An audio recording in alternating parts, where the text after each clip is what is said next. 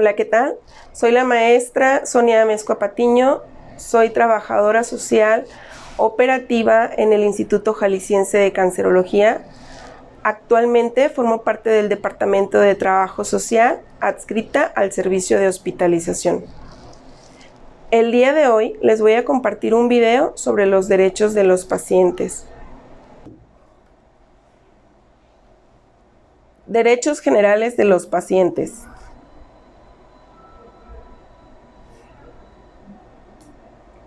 ¿Qué es un derecho? El derecho es un conjunto de principios y normas generalmente inspirados en ideas de justicia y orden, que regulan las relaciones humanas en toda sociedad y cuya observancia es impuesta de forma coactiva por parte de un poder público.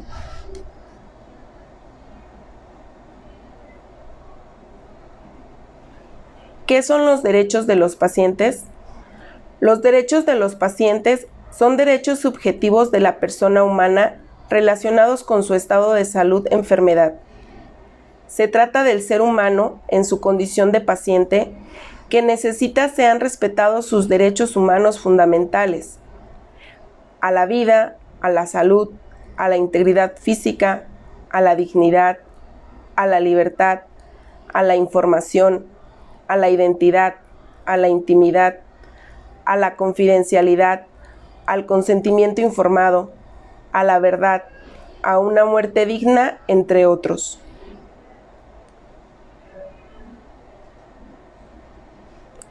Cuando se solicitan los servicios de un médico, enfermera o profesional de la salud, a ellos se les está encomendando su salud y principalmente su vida.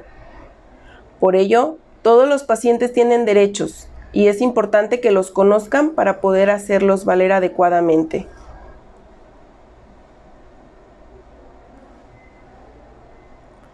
La Ley General de Salud, publicada en el Diario Oficial de la Federación el 7 de febrero de 1984, y que mantiene su texto vigente ante las últimas reformas publicadas en el Diario Oficial de la Federación el 24 de enero del 2020, contempla que los pacientes en México tienen 16 derechos orientados a favorecer una mejor calidad médica y fomentar el respeto a sus necesidades e intereses.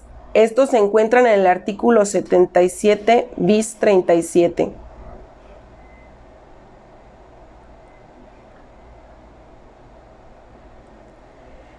Estos derechos fueron resumidos en el documento nombrado Carta de los Derechos Generales de los Pacientes.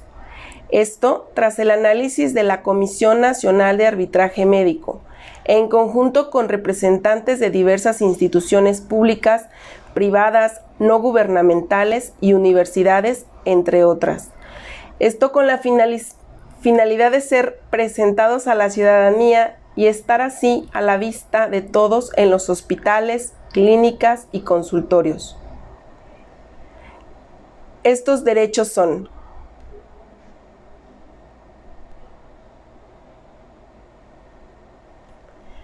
recibir atención médica adecuada. El paciente tiene derecho a que la atención médica se le otorgue por personal preparado de acuerdo a las necesidades de su estado de salud y a las circunstancias en que se brinda la atención, así como a ser informado cuando requiera a otro médico.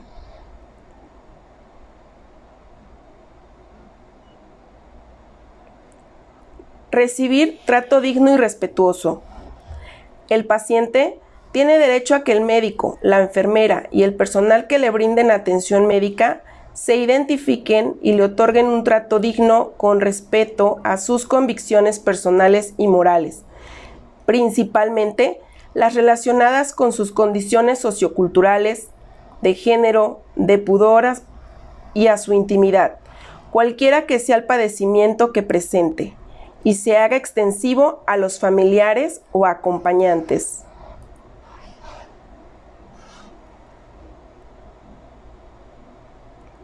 Recibir información suficiente, clara, oportuna y veraz. El paciente, o en su caso el responsable, tienen derecho a que el médico tratante les brinde información completa sobre el diagnóstico, pronóstico y tratamiento, se exprese siempre en forma clara y comprensible, se brinde con oportunidad con el fin de favorecer el conocimiento pleno del estado de salud del paciente y sea siempre veraz, ajustada a la realidad.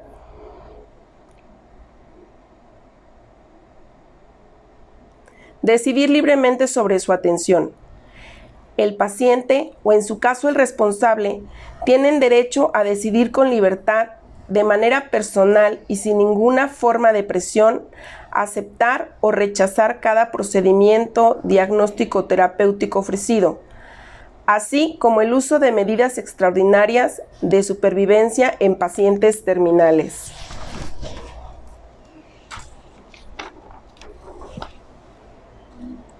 Otorgar o no su consentimiento válidamente informado. El paciente, o en su caso el responsable, en los supuestos que así lo señale la normativa, tiene derecho a expresar su consentimiento siempre por escrito, cuando acepte sujetarse con fines de diagnóstico o terapéuticos a procedimientos que impliquen un riesgo, para lo cual deberá ser informado en forma amplia y completa en qué consisten, de los beneficios que se esperan, así como de las complicaciones o eventos negativos que pudieran presentarse a consecuencia del acto médico. Lo anterior incluye las situaciones en las cuales el paciente decida participar en estudios de investigación o en el caso de donación de órganos.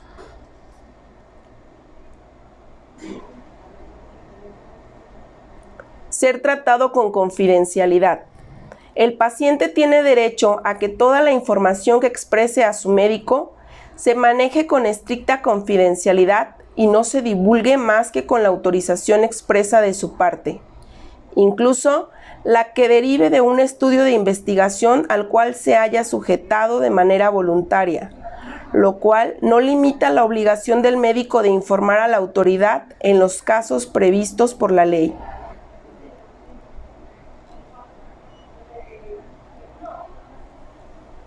¡7! Contar con facilidades para obtener una segunda opinión. El paciente tiene derecho a recibir por escrito la información necesaria para obtener una segunda opinión sobre el diagnóstico, pronóstico o tratamientos relacionados con su estado de salud.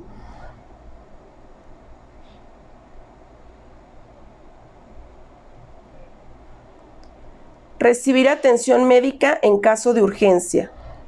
Cuando está en peligro la vida, un órgano o una función, el paciente tiene derecho a recibir atención de urgencia por un médico en cualquier establecimiento de salud, sea público o privado, con el propósito de estabilizar sus condiciones.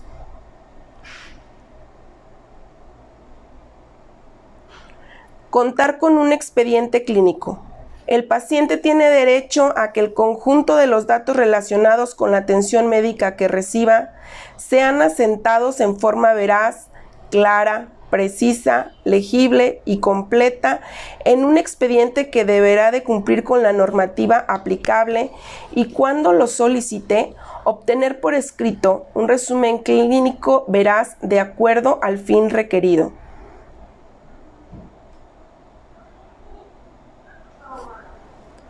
Ser atendido cuando se inconforme por la atención médica recibida. El paciente tiene derecho a ser escuchado y recibir respuesta por la instancia correspondiente cuando se inconforme por la atención médica recibida de servidores públicos o privados.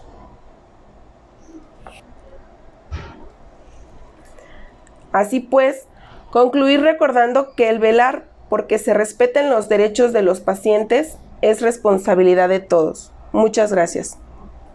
Muchas gracias por ver este video. Los invitamos a seguirnos en nuestras redes sociales. Y si requieren constancia de esta capacitación, sigan el enlace en la descripción del video.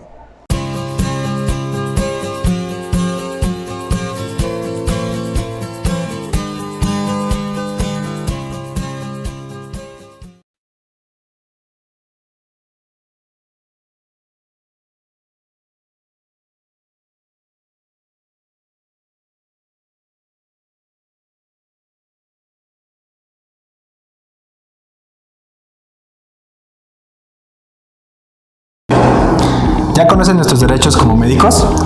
Ejercer nuestra profesión en forma libre y sin presiones de ninguna naturaleza. Laborar en instalaciones apropiadas y seguras que garanticen nuestra práctica profesional. Tener disponibles los recursos necesarios para nuestra práctica profesional. Abstenernos de garantizar resultados en la atención médica. Recibir trato respetuoso por parte de los pacientes, sus familiares, así como del personal relacionado en nuestro trabajo. Tener acceso a educación médica continua y ser considerado en igualdad de oportunidades para nuestro desarrollo profesional. Tener acceso a actividades de investigación y docencia en el campo de nuestra profesión. Asociarnos para promover nuestros intereses profesionales. Salvaguardar nuestro prestigio profesional. Percibir remuneración por nuestros servicios prestados. Te invito a que los conozcas y los ejerzas.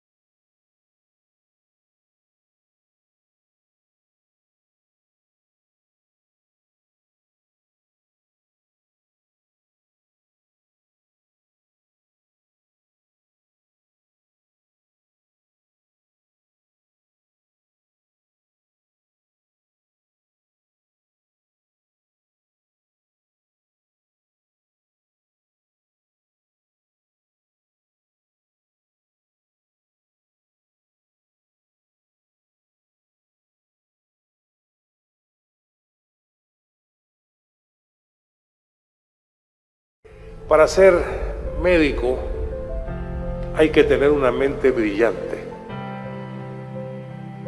No cualquier persona puede ser médico, pero tener una mente brillante y ser genial no es suficiente para ser un buen médico. Se requiere del adorno de mucha inteligencia emocional. Se requiere de la práctica de valores y principios que guíen todas nuestras actuaciones. Se requiere ser puntual y responsable, ser afectuoso, amar lo que se hace, ser compasivo con aquellos que sufren, ser solidario con los demás, ser buen compañero, maestro y amigo. Se requiere ser pulcro en las situaciones en las cuales uno se ve envuelto cotidianamente y manejar la cosa pública como si fuera nuestra, con mucho cuidado. Para ser médico basta graduarse. Para ser buen médico nos falta vida y eso es lo que hemos visto hoy. Muchas gracias.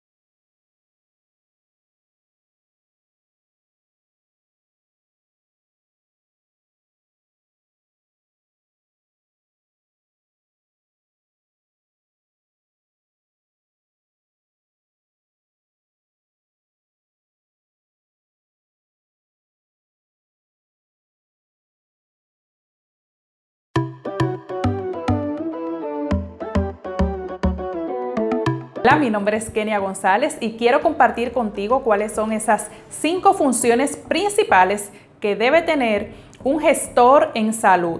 Una de las principales y para mí más importantes es la de planificación estratégica.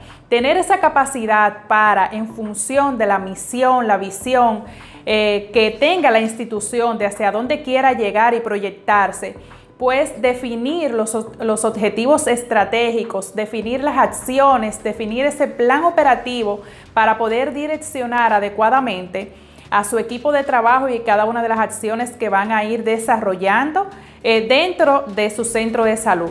Otra función importantísima es tener esa capacidad para poder delegar, para poder establecer responsabilidades en su equipo de trabajo y sobre todo poder dar seguimiento al desempeño, seguimiento a esos indicadores, a esos entregables que pues le indiquen que las cosas están saliendo de manera pues adecuada o que las cosas se van dando en torno a lo que está planificado. Otra función importantísima es poder garantizar una gestión de calidad y seguridad para la atención de los pacientes, poder garantizar procesos que estén basados en estándares de calidad, verificar todo el cumplimiento de normas nacionales o estándares internacionales que le garanticen un servicio de calidad para los usuarios. Otra función importante que debe tener un gestor en salud es esa capacidad de liderazgo positivo, liderazgo proactivo, donde pueda hacer sinergia con su equipo de trabajo y sacar lo mejor de cada uno de ellos. Y finalmente debe ejercer una función donde exista el control y monitoreo de los resultados.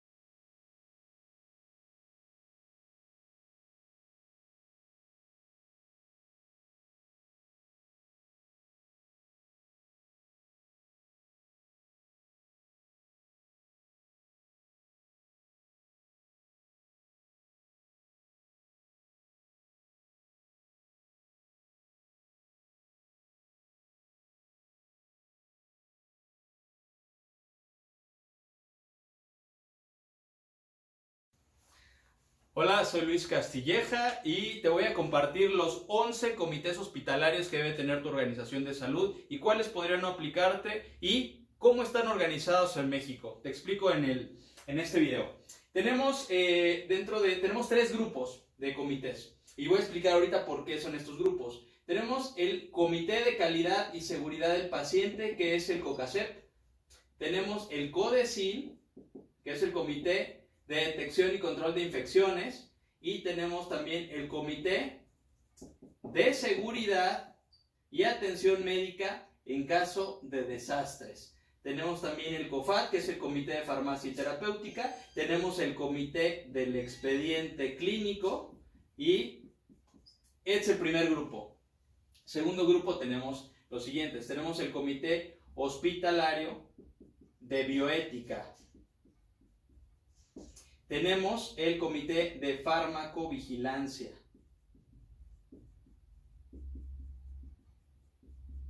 Tenemos el Comité de Morbimortalidad, que cerraría este segundo bloque. Y tenemos este otro bloque que es el Comité de medicina transfusional. Y tenemos el comité de tecnovigilancia y el comité de trasplante, en el caso de que aplique en tu organización de salud. Ok, ¿por qué están agrupados en este orden? Bueno, porque de acuerdo al modelo de seguridad del paciente, en sus requisitos indispensables, porque tienen requisitos indispensables, convenientes y necesarios en la autoevaluación que tienes que realizar si te vas a certificar o estás certificado, y ahí vas a poder encontrar que te pide que tengas un COCACEP o el Comité de Calidad de Seguridad del Paciente, y lo pide como un indispensable en el 4.31. El CODECIN te lo pide en el 4.32, 4.33 en el Comité de Atención Médica en caso de desastre, el 4.34 te lo pide el COFAT y el 4.35 te lo piden para el expediente. Y luego, el otro grupo donde son los convenientes, que es algo interesante. El conveniente solo puedes cumplir el 80%, pero ¿qué significa? Que no está en el nivel de prioridad indispensable estos. Y estos, por ejemplo, estos dos sí tienen una normatividad que regula para que puedas tenerlos o que debas tenerlos. Entonces aquí tenemos el 5.24, en el 5.25 y en el 5.26 del modelo de seguridad del paciente, en el apartado de la autoevaluación, tenemos estos comités que son necesarios y que te los ponen como convenientes. ¿Y por qué ya termina aquí el tercer bloque? Porque estos tres no te los pide el modelo de seguridad del paciente. Cuando alguien lo integró, lo estructuró, perdió de vista que hay una normatividad oficial mexicana que nos regula y que tienen que estar dentro de nuestro modelo de seguridad del paciente y sobre todo de vigilancia, porque tenemos medicina transfusional que es hemovigilancia, tecnovigilancia, que son muy importantes. En el caso del comité de trasplantes, te lo mencionan en PFR, pero estos dos son normativos. Entonces vamos a revisar esto. Este COCACEP no tiene una norma oficial mexicana, tiene una instrucción que estableció desde CICalidad que tengamos un comité de calidad sobre el paciente. Pero CODECIN sí tiene una norma oficial mexicana que es la 045 SSA2 2005, que te pide en su apartado 732 y 7313, te pide que tengas un comité. Este comité va a estar trabajando para todo el análisis de prevenir y controlar las infecciones, o sea, la atención a la salud.